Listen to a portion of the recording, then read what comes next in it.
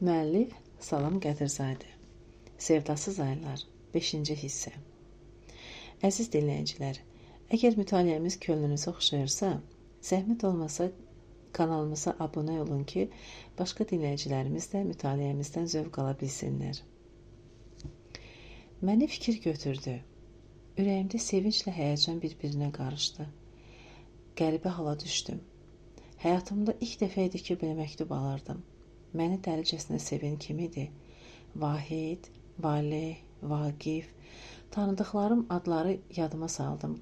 Nə çox adı V hərfi ilə başlayan tələbə. Beynimdə gülməli bir arzu keçdi. Kaş Asifin adı Vasif olaydı.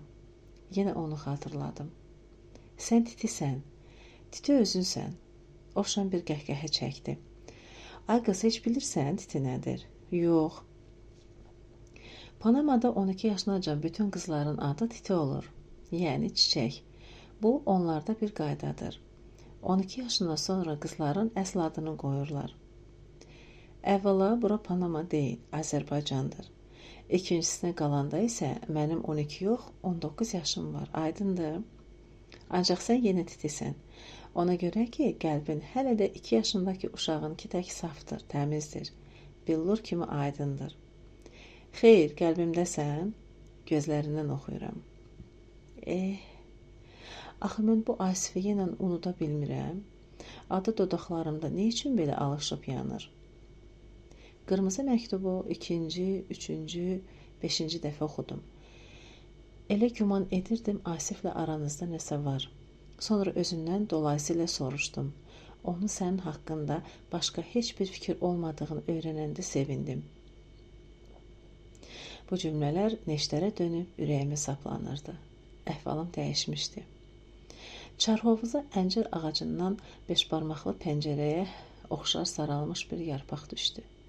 Suyun toz basmış səthi ağır-ağır hərəkətə gəldi. Elə bil kiminsə əli idi. Bu aynanı silib təmizləmək istəyirdi ki, əksimə baxım. Qırmızı məktubun məni nə hala saldığını öz gözlərimlə görüm. V. Nəzərlərim yenə sondakı bu sirli hərfin üstündə sancılıb qaldı. Gün batmışdı, qaş qaralırdı. Mən bağdan çıxıb azacıq uzaqlaşmışdım ki, təkrar geri qayıtdım. Gülləri sulamaq tamam yadımdan çıxmışdı. Müəllif. Sevdanın fikri dağınıq idi. Gecəni səksəkələ yatmışdı. Səhər elə həyəcan keçirirdi ki, kitabın arasına məktub qoyan şəxsin adı onun üçün açılmaz rebursa dönmüşdü. Yadındadır ki, o xəstələnməmişdən qabaq səfirləri bir yol özü ilə universitetə aparmışdı. Əgər bu işi onda görmüşdülərsə, qırmızı məktubun müəllifi azı 3 nəfərdən biri olmalı idi. Qarabala, Vahid, Valeh, Vaqif, X, Y, Z. Evlərinə isə o V-lərdən ancaq ikisi gəlmişdi. Sevda Vaqifdən daha çox şübhələnirdi. Bu arıq, uzun oğlan həmişə onunla üz-üzə dayanıb danışanda sıxılırdı. Qız kimi utancaq idi. Ancaq belələri öz sevgisini məktub vasitəsilə bildirərdi. Bəs Qarabala, Valeh, onlardan bunu gözləmək olmazdımı? Demək çətindir. Sevdanın fikrincə bu oğlanların üçü də ayrı-ayrılıqda sevməyə, sevilməyə layiq gənclərdi. Lakin nəzərində Asif daha yüksəkdə dururdu. Nə üçün? Hansı keyfiyyətlərinə görə? Sevda bu sualların qarşısında acizdir. Adımı bütöv yazmıram. Çünki sən ağıllı qızsan. Onsuz da məni o biri V-lərə tay tutmazsan. Özün ayırıb tanıyarsan. Məktubumun cavabını hər gün kitablarımın arasında axtaracağam. Sevda bu sözləri 2 cür yazırdı. Vaqif yazmışdısa, dəqiq öz boynunun uzunluğuna işarə edirdi. Yox, əgər başqası yazmışdısa, həmin ibarələrdə xoşa gəlməyən gizli bir xudpəsənglik oxunurdu. Xeyr, mən oğlanın kim olduğunu bilsəm də ona cavab yazmayacağam, deyə Sevda özlüyündə qəti hökmünü vermişdi. Paltarı təzəlikdə, ləyaqəti gənclikdə qoruyarlar. Axşam saat 9 olardı. Sevda darıxırdı. Rəhləyə zəng açıb onu gəzməyə çağırdı. Elə səni görmək, söhbətləşmək istəyirəm ki, dedi. Vədləşdilər. Yarım saat sonra Rəhlə adəti üzrə qaça-qaça gəldi.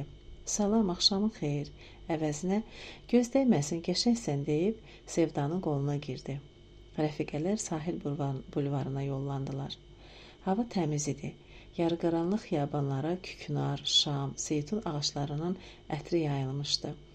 Ayın, ulduzların əksi hündür binaların damlarında yanıb sönən rəngarəng reklam neon lampalarının işığı Xəzərin ayna sularında titrəyirdi.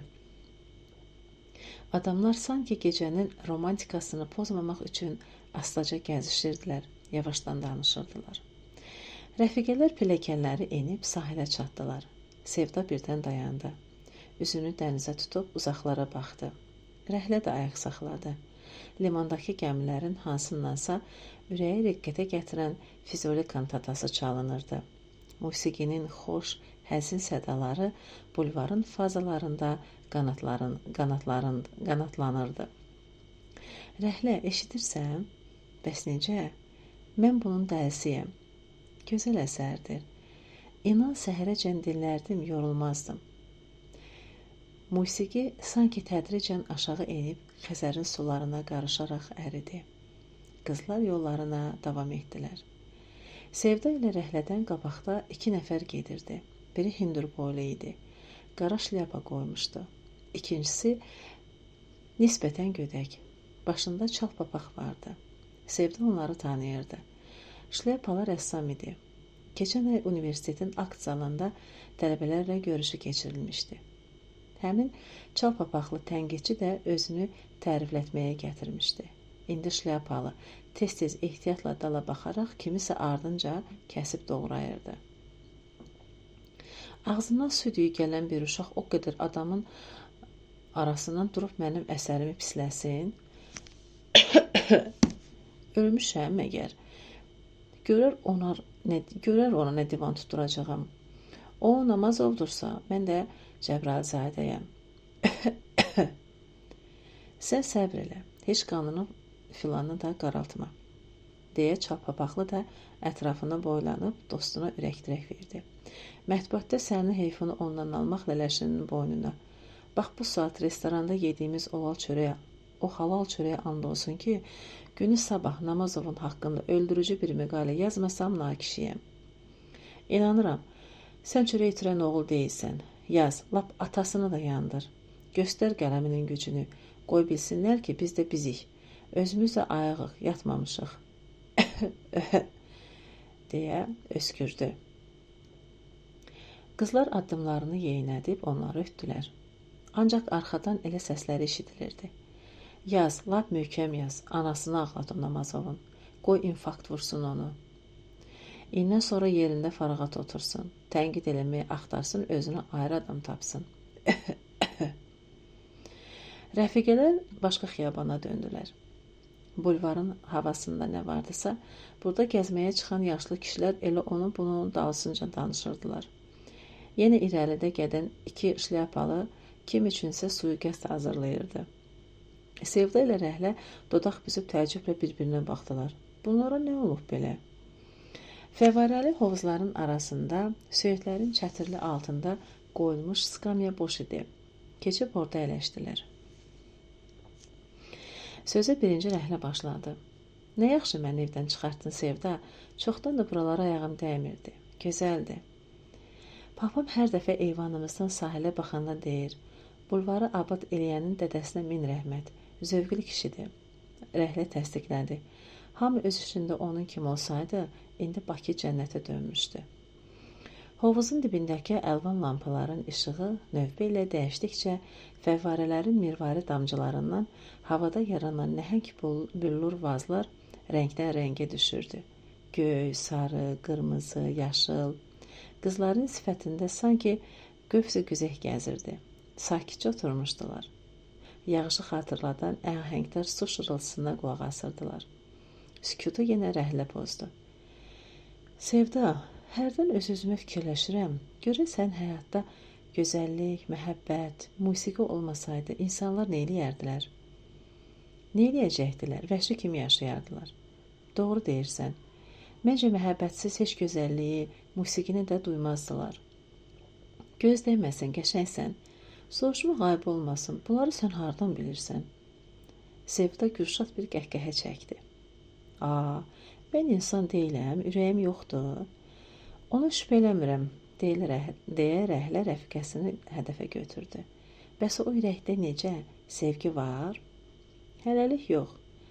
Məhəbbətsiz ürək bir parça ətdir. Sevda dinmədi. Sonra mənalı tərzdə xəbər aldı. Məhəbbət cürbəcür olur. Adam gülə, çiçəyə, torpağa, quşlara çox şey məhəbbət bəsləyir. Hətta evdə saxladığı pişiyi də sevir. Ancaq bir məhəbbət də var ki, o bunların heç birinə oxşamır. Hamısından üstündür. Özün yaxşı bilirsən hansıdır. Bu haqda doktorun dissertasiyası yazmaq olar. Sevda Rəhlənin boynunu qucaqladı. Məhəbbətologiya elmləri doktoru. O adamlar ki, sevməyi bacarmırlar, onlar şikəstirlər. Bəli, həqiqətən belədir, deyə qız fikrini tamamladı. Sevməyən ürək sintetik ürək kimi hissiyatdan məhrumdur. Sevda ikilikdə elədikləri bu səmimi, məhrəmani söhbətdən xoşlanırdı. Onun üçün də marağını gizlədə bilmədi. Onun məhəbbəti də palofabrikat kimi bir şeyə bənzər. Rəhlə, düzünü de, sən necə bir oğlanı sevmək istərdin? Qəribə sualdır. İstərdim. Ağıllı, mədəni, məni başa düşən olsun. Vəssalam, bu azdır. Bəs onun xarici görünüşü? Məlum məsələdə hər kimi sevsən, sənə qəşəng yaraşıqlı görünəcək. Elədir. Sevda ikinci sualı hazırlayırdı ki, Rəhlə onu qabaqladı. Bəs sən öz gələcək nişanlını, sevgilini necə görmək arzulayırsan? Mən, qız köks ötürdü. Mən istərdim ki, o zahirən kobud da olsa, ürəyə mərhəmətli, ipək kimi yumuşaq olsun. Bircə baxışımdan məni anlasın. Elə dilsiz danışım onunla. Sevda gözlərini yumub, bir uşaq sadəliyi ilə kəlmələri sındıra-sındıra Asifdə kəşf elədiyi xüsusiyyətləri sadalamağa başladı. Qarşıdakı xiyabandan səsküy ilə bir dəstə oğlan keçirdi. Söhbətlərini onlar eşitməsin deyə qızlar sustular və bununla da gələcəyin sevgi, məhəbbət arzularına son qoyuldu. Rəhlə giləyləndi. Mərdimazarı axtarmaqla deyil ki, nə yaxşı mövzu tapmışdıq. Hovuzdakı əlvan lampalar söndü. Mirvari fəvvarələr yandı. Büllur vazlar yoxa çıxdı. Qızların sifətindən qövs-i güzək çəkildi. Yağış şırıltısı kəsdi. Gedəkmi? Deyə Rəhlə saatına baxıb, birdən ceyran kimi çırpınaraq ayağa qalxdı. Ona az qalır. 5 dəqiqə də əylənək sonra. Xəzər sakit və dumduru idi. Uzaqlarda dənizin ortasında yanan mayakın işığı hər dəfə göz qırpdıqca onun zolağı suların sinəsində uzanırdı, çəkilirdi. Sevda birdən öz-özünə güldü. Papam deyir, indi dava daha əvvəlki məhəbbət yoxdur. Keçmişdə ayrı cür sevirdilər. Məcnun Leylinin dərdindən saç-saqqal basmışdı. Dəli olub səhralara düşmüşdü. Bəs sən ona nə cavab verdin? Dedim, ay kişi, müasir gənclərin sevgisini duymaq üçün gərək özün də cavan olasan. Saç-saqqala qalanda elə indi də Məcnuna oxşayanlar çoxdur. Bircə səhralara düşmürlər. Çünki oralarda mikrorayonlar salıblar. Rəhla Sevdanı alqışladı. Afərin, lap yaxşı cavab vermirsən. Leylisinin eşqindən gecə-gündüz mikrorayonlarda gəzən Məcnunlar da nə qədər istəsən var. Mən də orada yaşayıram, şahidəm. Araya çökən uzun sükutu bu dəfə Sevda pozdu. Rəhlə, bayaqdan soruşmaq istəyirəm, ancaq qanını qaraltmağa ürək eləmirəm. Komsomol biletindən bir xəbər çıxmadı. Rəhlənin dərdi təzələndi. Sən də nə qoyub nə axtarırsan? Valih məni yaman toy tutdu. O vaxtdan özümə gələ bilmirəm. Bəs onun ata-anası bu işə necə baxır? Məsələdən xəbərləri varmı? İclasdan 3 gün qabaq Valih ilə getmişdim. Özü yox idi. Anası ilə danışdım. Dedim, xahiş edirəm, evi yaxşı-yaxşı axtarın. Bəlkə bilet sizdən tapıldı. Arvadan acığı tutdu. Öz təqsirini bizim uşağın üstünə yıxma. Valih bilsə ki, mən ondan şübhələnirəm, aləmi dağıdar. Anaslı oğlunu tərifləyib dağın başına qoydu. Mən söz söhbətindən aralandım ki, anladım ki, Valih evdə ərköyün böyüdülmüş tək oğuldur. Sözünü 2 eləyən yoxdur, dediyi qanundur. Valideynləri kimlərdir? Anası işləmir, evdar qadındır. Atası bilmirəm, hardasa məsul vəzifədədir. Həmin gün idarə maşını da qapılarında dayanıb, Valihi gözləyirdi. Rəhlənin ürəyi dolu idi. Bunu hiss edən Sevda ona təsəlli verdi. Eyb yoxdur, 5-6 ay işlərsən töhmətin üstündən götürərlər. Yox, Sevdacan, raykoməzə ərizə vermişəm. Nə barədə? Məni Komsomol komitəsi katibliyindən azad eləsinlər. Sən nə danışırsan? Bəs necə? Gözü kölgəli işləmək çətindir. Hələ yaşanan mənə belə zərbə vurmamışdılar. Sevda dönüb rəfiqəsinə baxanda yanağında bir gilə işıltı sezdi. Bilmədi bu göz yaşıdır, yoxsa bayaq fəvvarədən sıçrayan damcıdır.